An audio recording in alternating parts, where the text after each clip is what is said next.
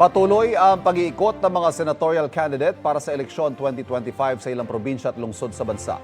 May unang balita, si Marisol Abduraman.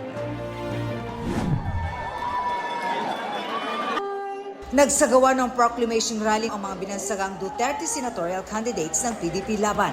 Naroon sina Attorney Jimmy Bondo, Senador Ronald Bato de la Rosa, Senador Christopher Lawrence Bongo, Attorney J.B. Hinlo, Attorney Raul Lambino, Congressman Dante Marcoleta, Pastor Apollo Kibuloy na napanood via video message, Attorney Vic Rodriguez na guest candidate ng partido, at si Philip Salvador.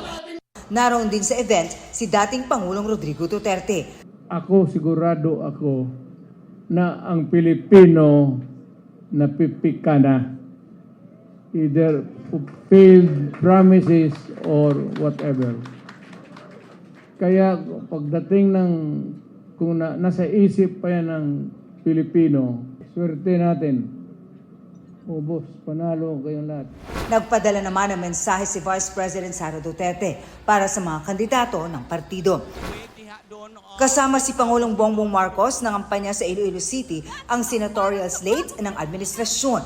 Kumpleto ang kanilang mga kandidatong sina Benhur Abalos, Makati Mayor Abby Binay, Senador Bong Revilla, Senadora Pia Cayetano, dating Senador Ping Lacson, Senador Lito Lapid, Senadora Amy Marcos, dating Senador Manny Pacquiao, dating Senador Tito Soto, Senador Francis Tolentino, Congressman Erwin Tulfo, at Congresswoman Camille Villar. Bumisita naman sa Bohol si Bam Aquino. Yan yung totoong. Isang araw matapos talakayin ang issue ng edukasyon sa Tarlac State University. Si Atty. Sunny Matula nasa union event sa Laguna at sa Workers' Assembly sa Pampanga. Nakipagdialogo rin siya sa grupo ng employers. Humarap naman si Liza Masa sa isang event sa UP Los Baños kung saan binigyang diin niya ang independent foreign policy.